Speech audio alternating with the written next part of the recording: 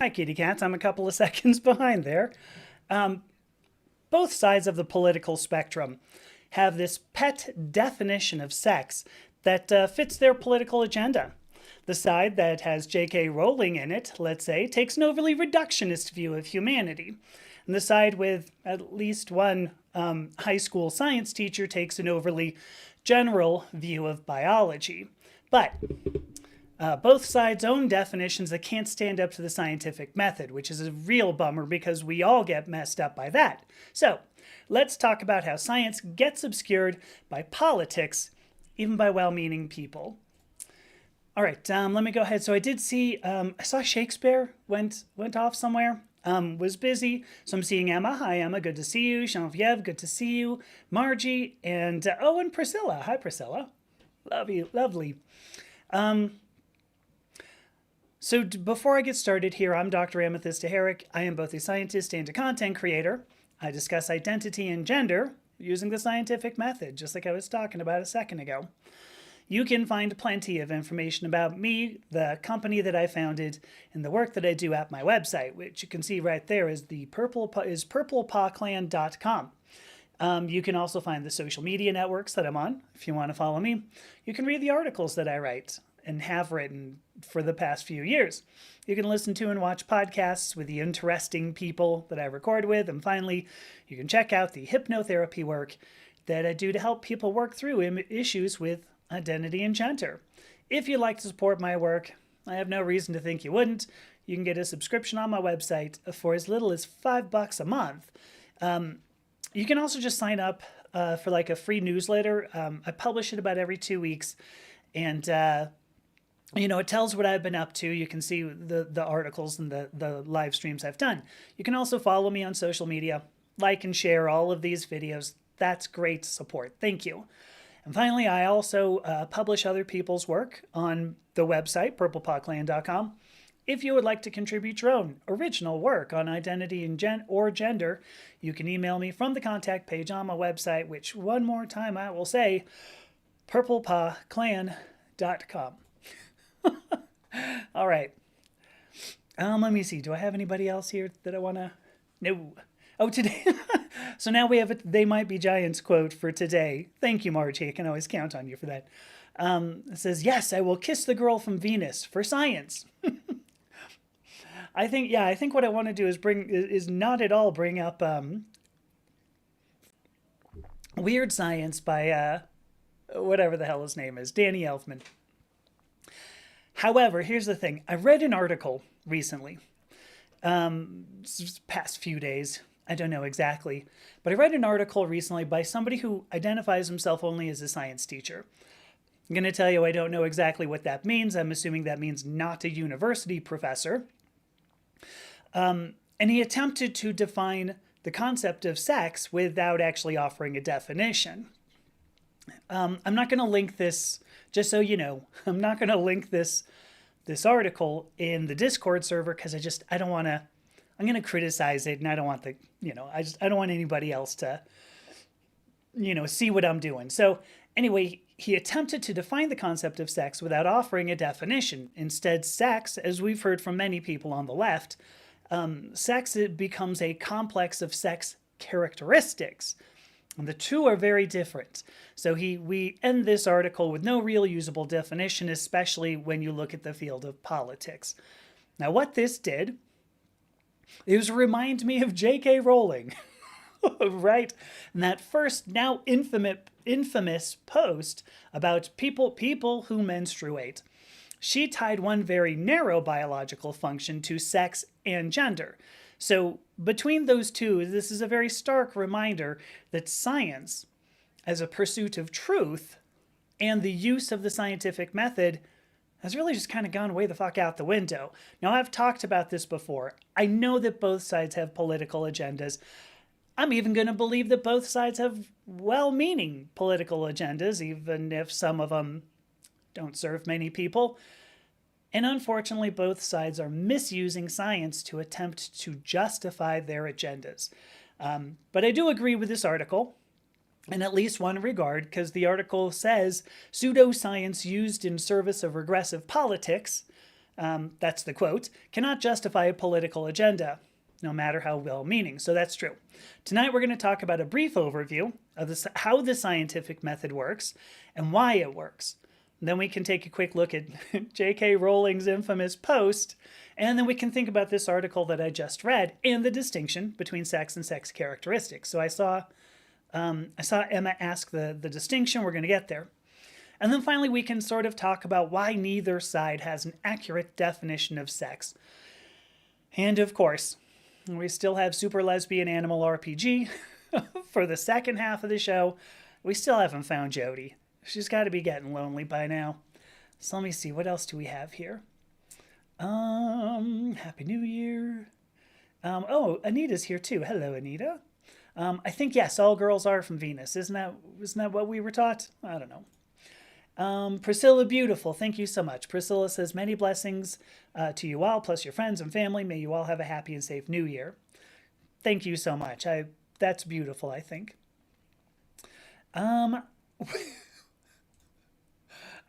I'm going to have to tell, I have no idea what this means. Oh my gosh, sorry. I just got it. Bo says, great, are we going to have to wear our bras on our heads and work on a 32-bit computer? It was a weird science reference that somehow I missed. Wow. I loved that film when I was a kid. There we go, Liz. There, if you only have Mars and Venus, where are hermaphrodites, intersex, and gender fluid people from? The new planet, they may all be from Chiron. I don't really know. All right, let me move on. I can't believe I missed a weird science reference. Jeez, must be slipping. Oh, Amber's here. Hello, Amber. All right, so the scientific method. Let's talk about the scientific method. How and why the scientific method works. The scientific method is a process, and it's not about acquiring a load of facts. The scientific method is always trying to disprove what we already know. Disprove, understand. Can we find new data that will invalidate our existing hypotheses? This is how science actually progresses. Because you cannot prove a hypothesis, you can only disprove a hypothesis, and we'll get to that, okay? Because let's actually ask the question, what the hell's a hypothesis?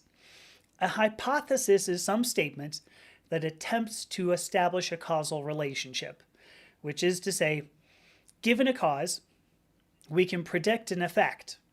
Now, just to go a little bit all sciencey on you, that effect is what we call, in an experiment, we call that the dependent variable, because we hope to show that the effect is dependent on the cause. That's the actual causal relationship there. I'm sure you're still with me on that. We call the cause the independent variable when you think about the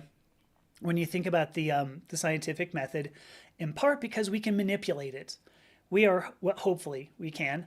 You can manipulate it, hopefully independently of any other part of the system. And by manipulating it, we can observe what happens to the effect. So what makes a good hypothesis? Men are from Mars, women are from Venus. What makes a good hypothesis?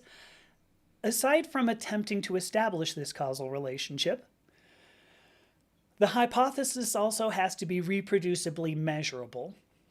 I mean, maybe it goes without saying, but it needs to be measurable because we have to be able to tell if the effect happened. Can you tell that something happened when you applied a cause?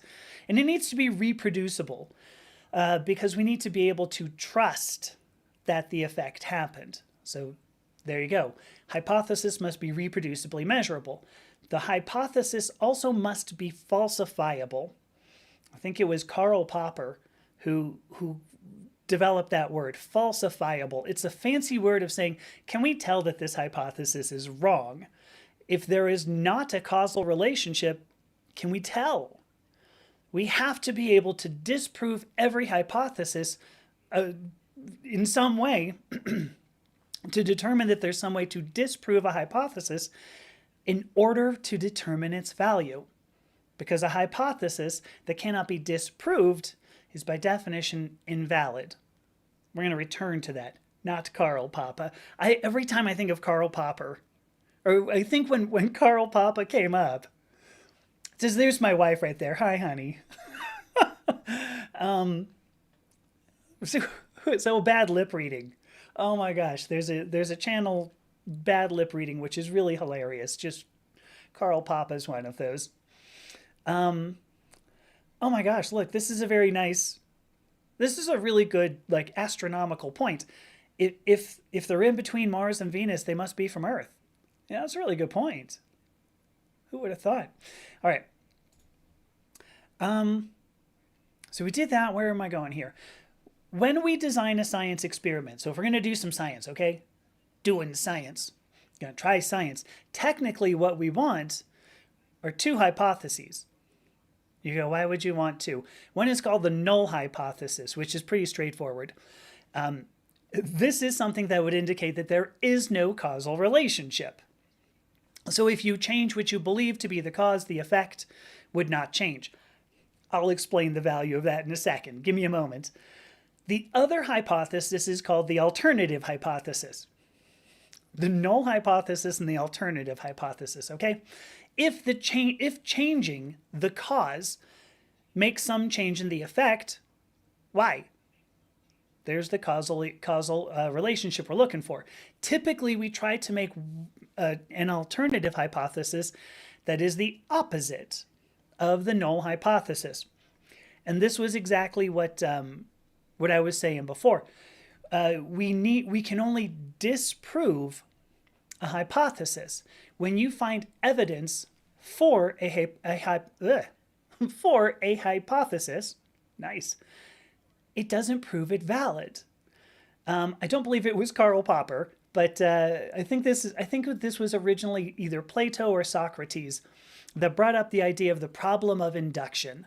And I know that I've brought this up a few times on the show here. If you've seen one piece of evidence, what you've seen is one piece of evidence. Can you assume that all evidence is going to be the same? The canonical example here is the sun, and I believe it was Socrates who said this. If you ask the question, will the sun rise tomorrow?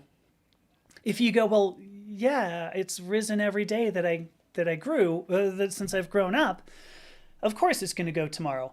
But we don't know that. You can't prove that, because you really have to go to every day in the past, present, and future to see, will the sun rise tomorrow? You have to observe every single day. Let me make this more obvious, right? If we have a hypothesis that all transgender women have purple hair, and your data set, if your data set contains me and actually a colleague of mine who also has purple hair, it seems like you've proved the hypothesis. But the hypothesis contains all transgender women. And in order to find all transgender women, you have to look at every transgender woman, past, present, and future. You have to be doing this ad infinitum to keep proving that your hypothesis is valid.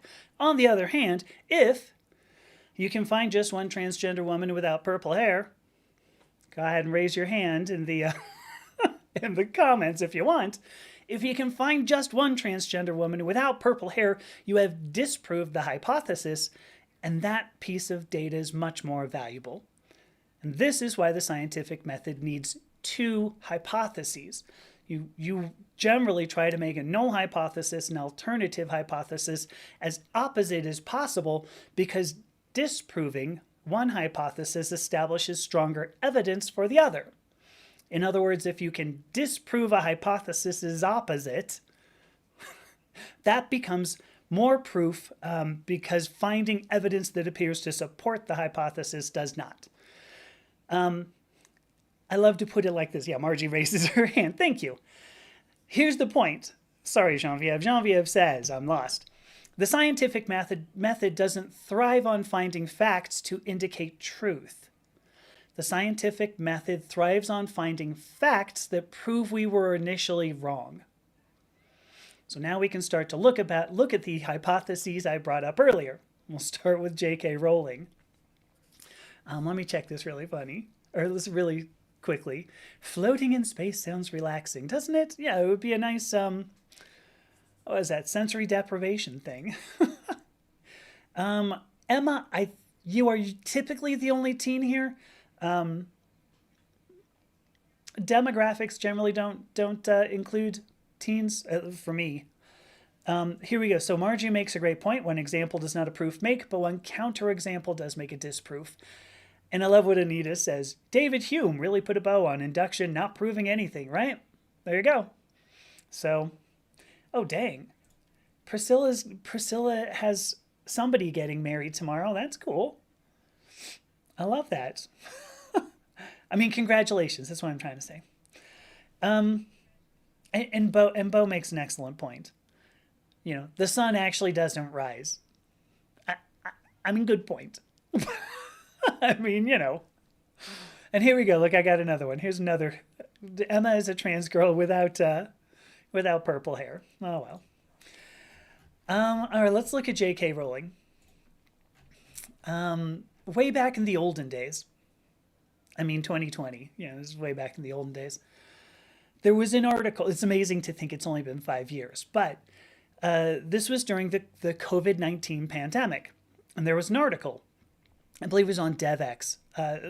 Somehow the BBC was a part of this, if I remember correctly, and I may not.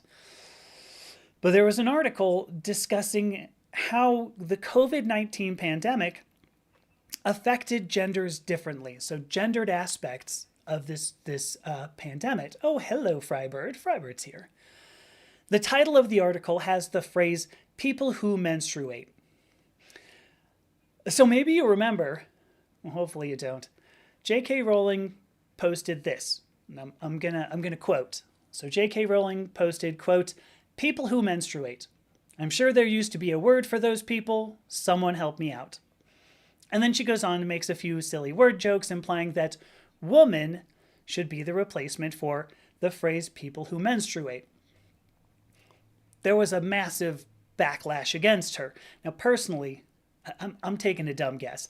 Personally, I think she was more embarrassed by the initial response, and that made her dig her heels in further, which, you know, as a quick aside. Oh, thank you for the gift, Frybird. Quick aside. I think that this one post kicked off the second half of Rowling's career as an anti-transgender activist, which frankly I think is highly ironic, given the first half of her career was writing perhaps the longest running, most accessible, most successful, most accessible transgender allegory of all time. From literally living in a closet to being part of a special community that neither side truly sees nor understands. Anyway, it's kind of depressing to think that it all gets tossed out the window to serve this one person's ego. It's all beside the point. This one stupid joke, where'd it go? People who menstruate, I'm sure there used to be a word for those people, someone help me out. It gives us a hypothesis to investigate, right? Let's look at that. Let me see. What is... My mother didn't tell me I feel I am a woman, so I bore... Oh, okay. Maybe. You're probably right. Your mother did not tell you she felt like a woman and so she gave birth to you. I mean, presumably not. I will tell you a lot of times my mother does bore me. Not the point either, I don't think. So, here's the hypothesis. What is the hypothesis of J.K. Rowling's post? The hypothesis is all women are people who menstruate, or alternatively, maybe alternatively is not the word I want to use. All women are people who menstruate, or all people who menstruate are women. So if that's the null hypothesis, what would be the alternative hypothesis? The easy way of thinking of that is not all women menstruate. You know, that's about as opposite as you can get there. I didn't do anything magic there. That's just the scientific method. Now, we cannot prove either hypothesis, right? If you look at those two hypotheses, all women are all women are people who menstruate and not all women menstruate, you can't prove either one because both of them would require us to find every woman and determine if she menstruates past, present, and future, yada, yada. But can we disprove either hypothesis? Yeah. And not even just with transgender women. Like, there are women who don't menstruate and are 100% cisgender. How about women who had their uterus removed? How about women who exercise so much their bodies actually stop menstruation? They go into what's called amenorrhea to preserve energy. These are ultra-marathon runners. How about women who have reached menopause? You know, we have a few of those sort of kicking about. Now, of course, JK Rowling is not now, nor has she ever been, a scientist. But she is highly influential and now has a political agenda to fulfill. Her comment ultimately is unscientific. Her comment cannot be validated by the scientific method. Her comment is actually very easily disproved. But her comment, unfortunately, means something in the political arena. This is... I didn't know you were in the slammer. Who is slamming you? Was that... Wait a minute. I think maybe I had a different idea there. Let me see. What do we got here? Oh, Priscilla says, last minute wedding. My ex is... Oh, gosh. So you stole his mom. She considers us both to be her daughter. Oh, I think that's cute. That's really lovely. So his current girlfriend asked you to be her maid of honor. I think that's adorable. I love that. Here we go. Women are egg bearers. It's almost like a Lord of the Eggs thing. Almost, you know. Galadriel is an egg bearer. Gandalf also an egg bearer. Something like that. Is that right? But some of them get removed and some are born without yeah. Right? There's all these great things. What is the M word you keep? So menstruate. This is when women get their period. Yeah, I'm going to leave it at that. So anyway, we can disprove these. So there you go. So that's Rowling, okay? That one was kind of, that was a quick one, right? The article that I read, what time is it? Okay.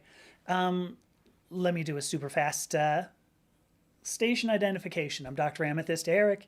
I talk about identity and gender from the standpoint of the scientific method, and tonight we are talking about how that scientific method actually plays into definitions of sex from both sides of the political agenda. All right, so talking about this new,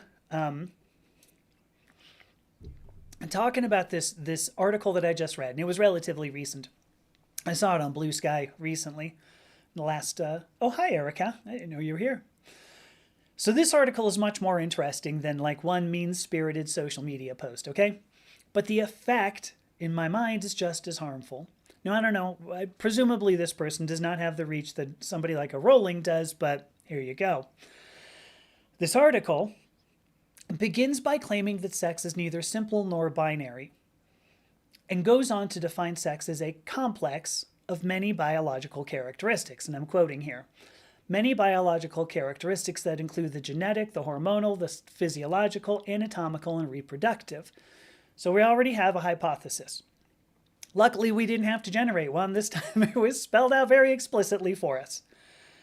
And what it is, that hypothesis is that sex can only be defined for an individual organism. That's what it says. If you have a specific genetic, hormonal, physiological, anatomical, and reproductive set of characteristics, your sex can only be defined by looking at every individual organism. Flipping that around, it means all organisms have a different sex from every other. It's what it says. The alternative hypothesis, about as opposite as I can get, is to say that some organisms have a similar sex. But here's the question. Now that we've talked about the scientific method and hypotheses, whoops, I lost my place in the notes. That was a bummer. Oh, here we go. Here's a question. Can we prove either of these two hypotheses? Can we prove that all organisms have a different sex from every other? Can we prove that some organisms have a similar sex?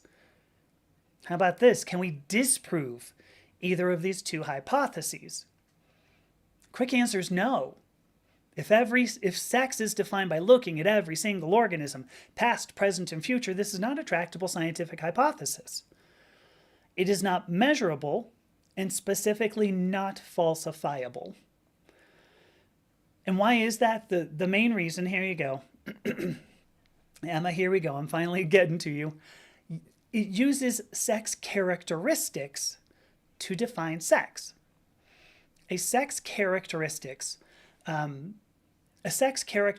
is an individual characteristic that gets associated with a sex. I'm going to get back to sex in a moment. Let me define the sex characteristics first. Oh, hi, Aiden. I'm going to give you some examples. Because you need that when it's not a clear definition, when it is an individual characteristic.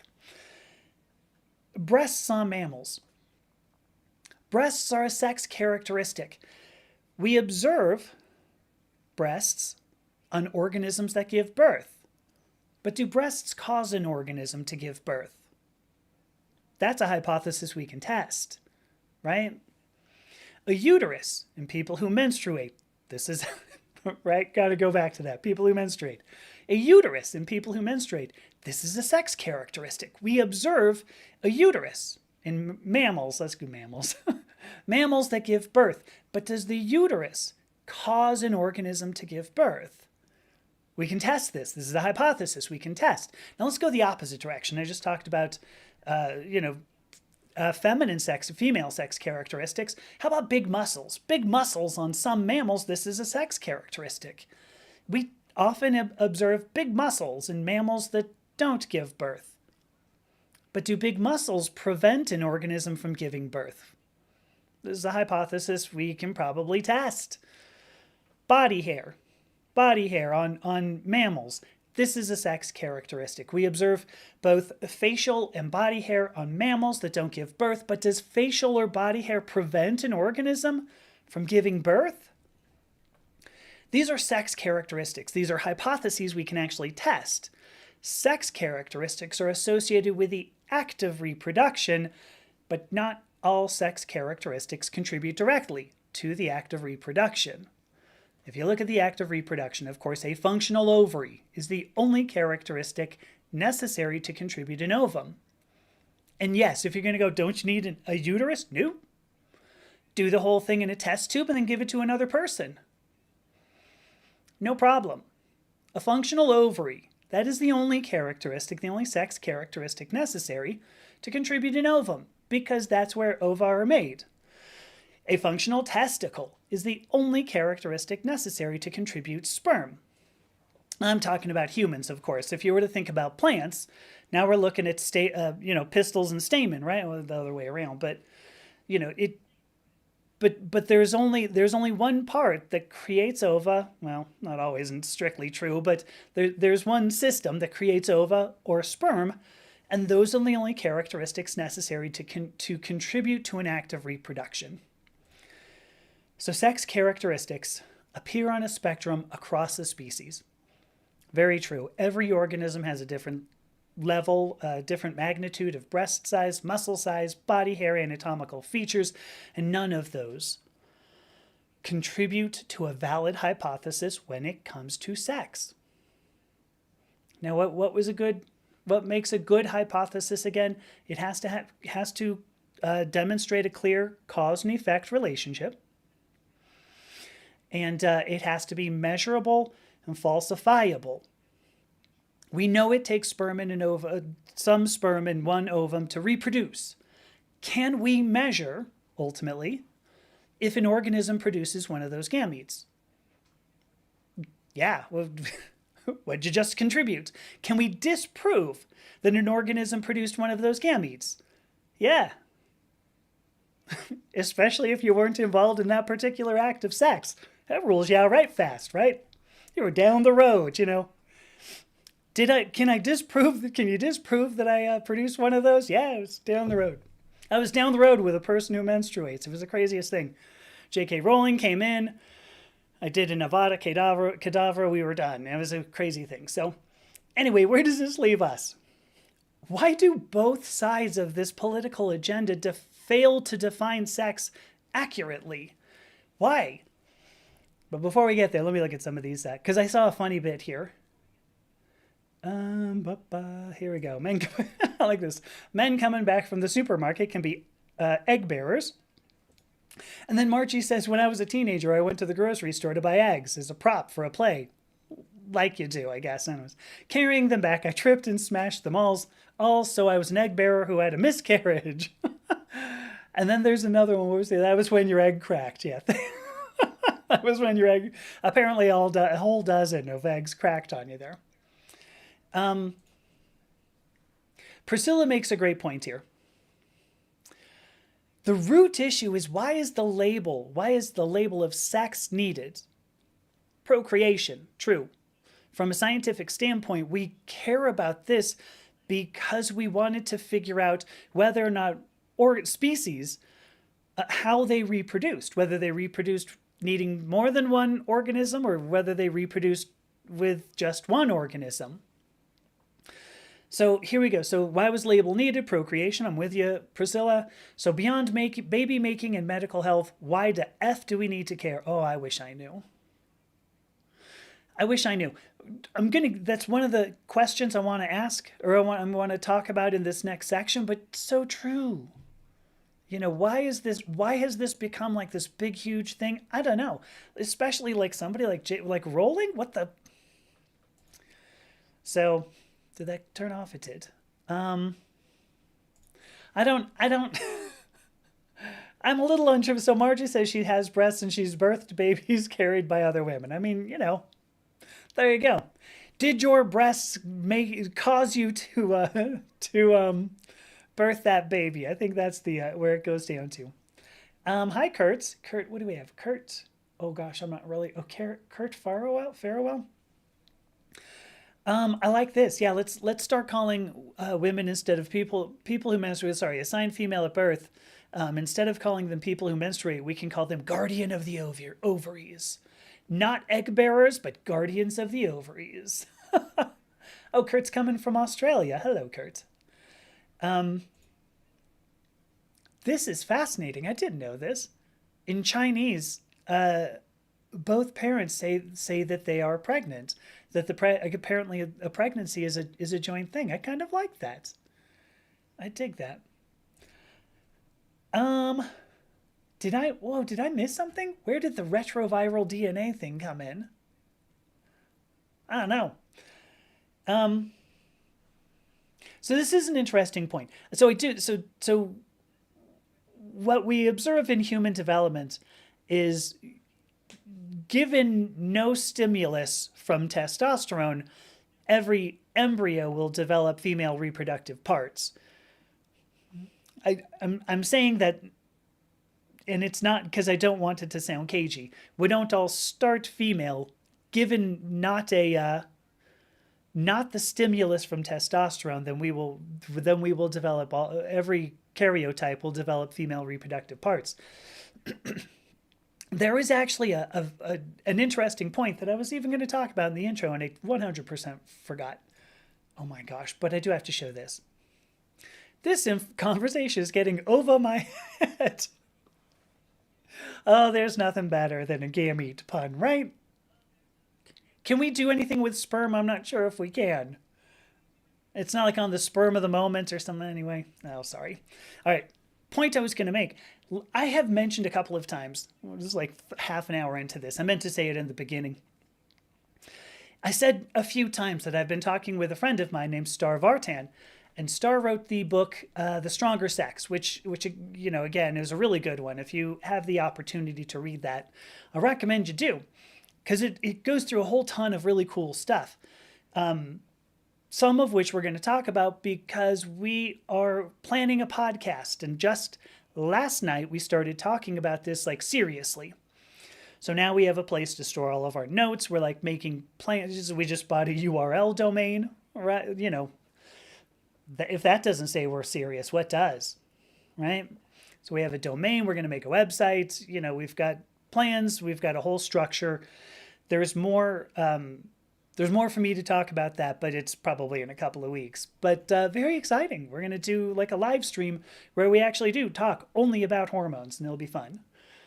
You know, for me.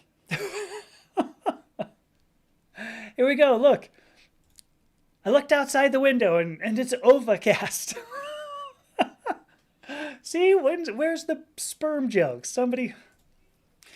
All right. Here we go. So why do both sides fail to define sex accurately? Oh, I've got it. I'm going to get to you. Well, I'll tell you what. Let me do this because I think it'll play into it. So Kurt asks the question, do I think next year good, try this again. Will next year be good for the LGBTQ community? I think so. I think it will be better. How about if I say that? You know, was there ever a good year for, for the queer community? I don't know. I believe that what we've seen in 2025 has demonstrated that the queer community is not the problem of all things, as conservative rhetoric has sort of posited. There we go. There's a hypothesis. All queer people are the root of all evil. And I don't think so. Well, I'm seeing a couple of good sperm jokes. And so I think that especially when you look at the results of this last election, and Kurt, I realize you're in Australia, but when you look at the results of the last election in the United States, it looks like kind of a referendum on conservative politics. Because you go, well, you know, if queer people are the root of all evil, why is it that these anti-queer campaigns didn't work? And the reason is that because most people actually don't give a crap. I mean, like, it's, you know, maybe 10% of the people, it changes, of course, but Gallup polls show that most people don't really care about queer people anymore. They do care. Can they buy eggs? Oh, look at, I brought it back around. Can I go to the market and get eggs? Can I feed my family? You know, can I get a housing and keep it? Can I find and keep a job? They care about things that have to do with the economy. And that's always, always the biggest point. So I think that this year, despite it being absolutely awful, was positive because it demonstrated that it makes no sense to it makes no sense to vilify queer people, the queer community. So, Kurt, I hope that I hope that helped. It actually kind of falls into some of what I'm going to say here, so that's kind of fun. Priscilla, I didn't. Hopefully, that wasn't overboard. There's human development's a big, huge thing. I wrote an article about this some years back, and it's going to be one of the first podcasts that Star and I do. So there you go. All right, here we go. This is going to be good. The sperm jokes are wriggling away from us. This is why nobody's got them. But when Anita can finally think of a sperm joke, it'll be a whale of a joke. Oh, that's awful. Oh, it's terrible. All right, here we go. Finally going to get to this. Oh, I'm sorry. So Frybird asks, Star who? Star Vartan is the author of a book called The Stronger Sex. And I've talked about that book a couple of times on the show here. I met Star when she was writing the book, The Stronger Sex. A mutual acquaintance introduced us because she was writing about relative sex between technically karyotypes. So XY versus XX karyotypes. And so this mutual acquaintance introduced us because he was like, well, listen, if you want to talk a little bit about biology, go talk to Amy. She'll tell you some biology. So when Star and I talked, I was kind of like, oh, well, here's some of the stuff about hormones. And she was like, oh, crap. She's like, I can't rewrite this whole damn thing.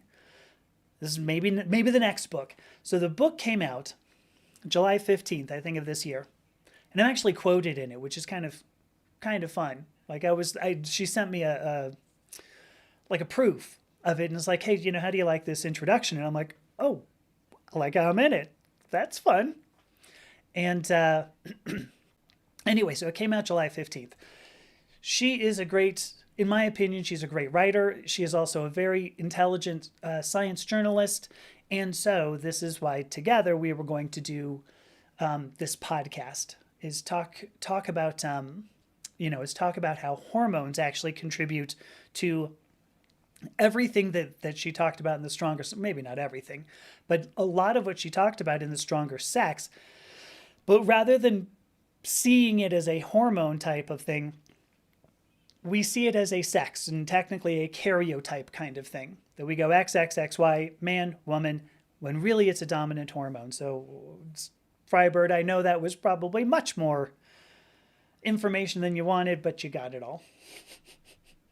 All right, I'm finally going to get here. So, why do both sides fail to define sex accurately? On the one side, the conservative side, you have an argument that is reductionistic. This is the argument. Every XY karyotype results in male reproductive parts. If you have an XY, you have male reproductive parts. Every person with externally obvious male reproductive parts wants to fulfill masculine social norms. So every human that comes out with male reproductive parts wants to be masculine. And every person who fulfills masculine social norms wants to have sex with a woman.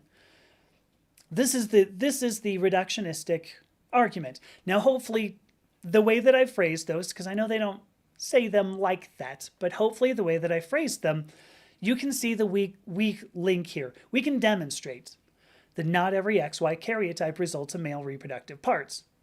And we're going to talk about that to a certain extent on the podcast, Star and I.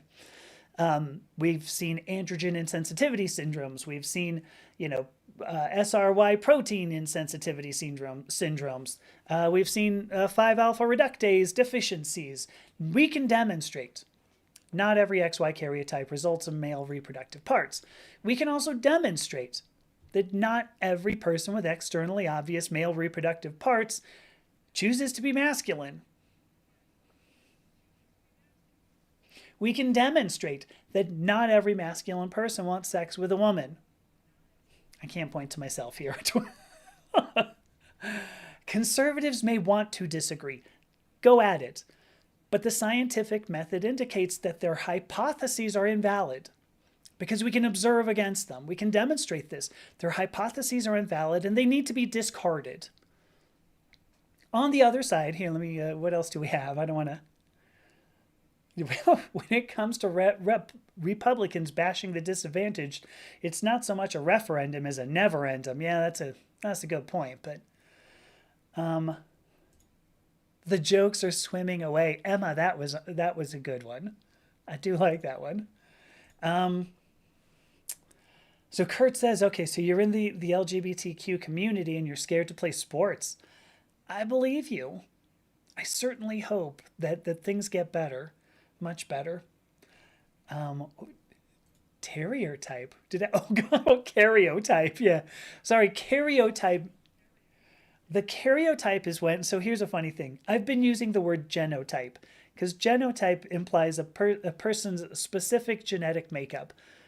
When you look at XYXX, that is technically a karyotype. And I changed my nomenclature because, so a karyotype is what you can do. You've seen this with like an amniocentesis.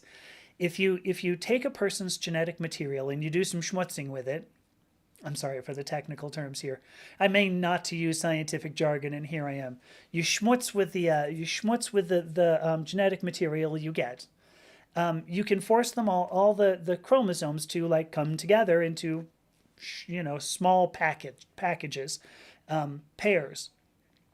And you look at those. You can inspect them visually. Is the point.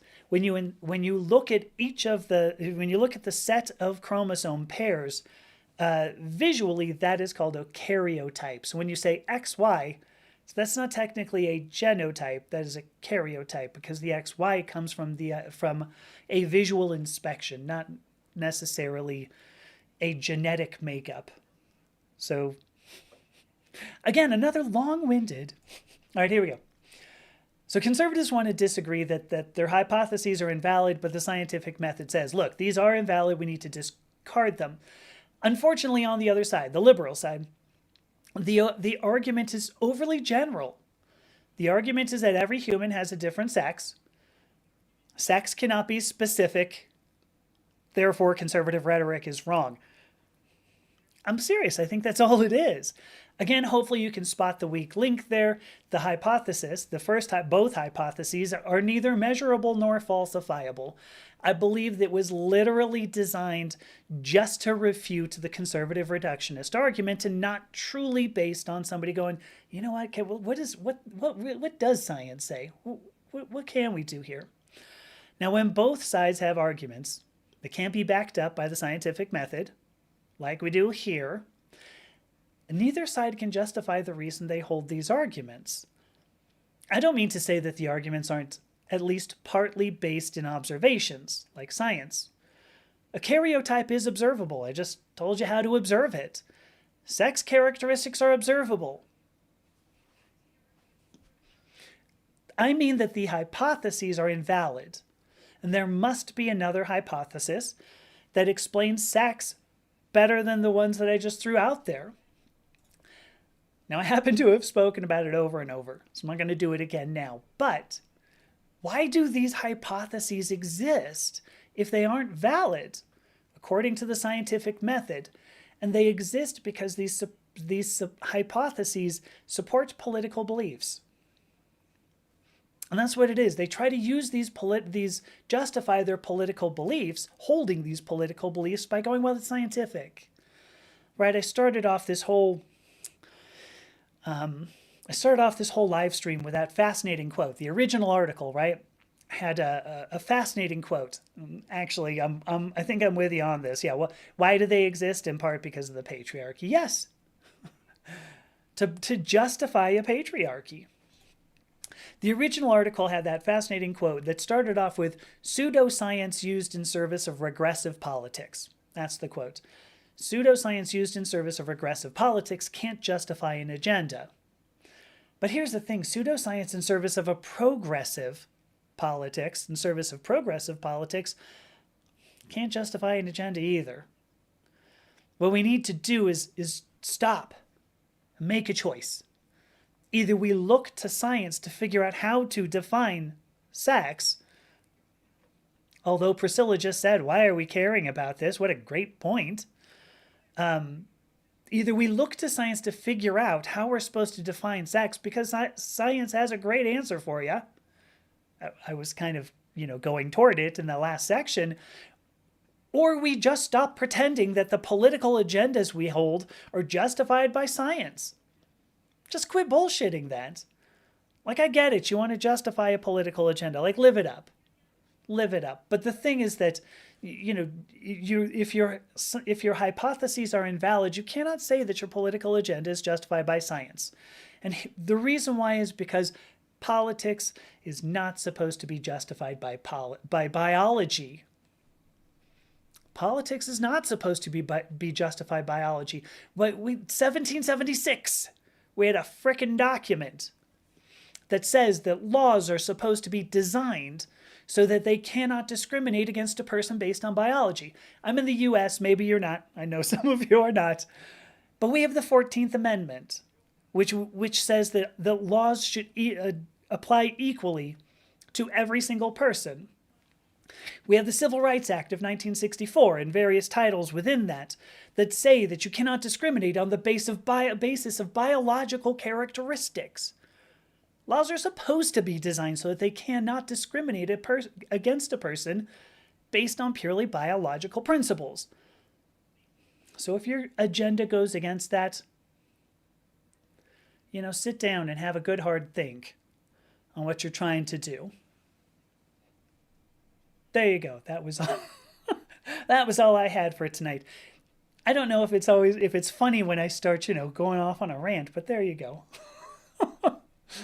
What do we got?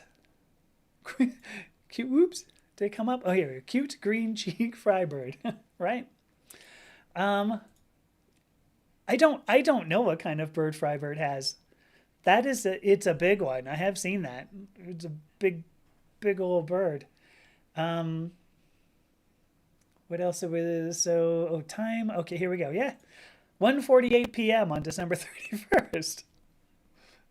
That's in New Zealand. So please, if you will, stop in the name of love, okay? Oh, and thank you. So Kurt also brings up, so Australian law is the same. I mean, pretty much every single Western, Western kind of, I don't know how to put it. I was going to say Western society country, but it's not really going there. The point being that many countries have laws that are supposed to be supposed to litigate, I suppose, prevent. There's the word I'm looking for. Prevent discrimination based on biology, and that's the way it should be. So, I'm sorry if I lost you. That one, yeah. Once I get into a rant, sometimes there's so many words that come out of my mouth. Margie, I wouldn't be surprised if that crackly audio was because I got a bit excited. Here we go. Frybird says, "Tell them how much I love birds and how cute she is." So I will tell you, yeah, Liz, Frybird is just adorable, super cute. You really just need to see Frybird, and you would know how cute she is. I'm gonna struggle to say that I like birds. I'm gonna struggle really hard to say that I love birds. I don't know why I'm kind of creeped out by birds. They they frighten me a little bit. Same with dogs. I don't know why. I've read something recently. What's his name? Bill Murray. Bill Murray says he doesn't trust anybody who doesn't like dogs. I'm sorry, Bill. Bill, if you're watching, sorry, my man. I thought you were really hilarious and all the Ghostbusters stuff, and now I have to find out. We can't be friends? Well, that's a shame. There you go. Charlotte just hi Charlotte. So Charlotte got here. Oh, you got your nails done. Oh, I'm glad. Frybird asks to. Oh gosh, I still have yours up. We don't have a dog. I do have a cat. Oh my gosh. Oh gosh, crazy thing. So right now, so Margie says I need to cuddle a cockatoo sometime. There is a So last night I said that Star Vartan and I had a conversation, right? She's in Australia at the moment. She moved there. Maybe she still has a house in the US. I'm not really sure. But I think she does, and it's not that important. The point is that, oh no, is it getting crackly? Did it get better since I moved away from the mic some? Anyway, we're talking last night, and she goes, "Oh, I need to show you something," and she spins around like the camera. She goes, "Look at this big, huge cockatoo right outside my window," and I was like, "Is that a pet or something?" She's like, "No, those are wild," and I went, "I didn't think about that. Do you have like kangaroos coming up to your window too?" There you go. It's still crackly. I'm not sure what to do. Give me 1 second. I'll unplug my. Let me unplug my little audio interface. Give me a moment.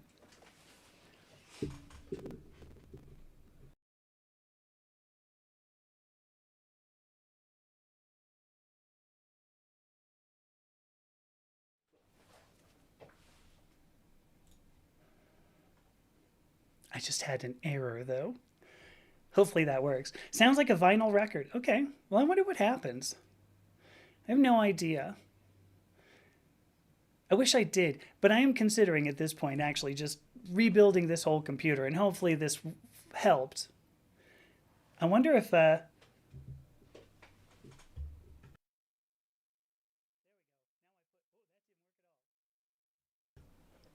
okay, don't use that.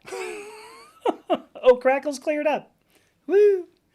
So I don't know. Maybe I might want to, maybe the driver or something for my audio interface got weird. I don't know. I wish I did. All of this technology stuff is weird. This is why I got out of technology. Yeah, that I saw that there was no audio. Well, what I thought I was doing was there's a little auto thing on my audio interface that says, automatically set up the like the gain level. Apparently, apparently it set it to none. Which, I don't know. Maybe the audio interface knows something that I don't. I don't know. Maybe the audio interface is like, the appropriate level of your voice right now should be none.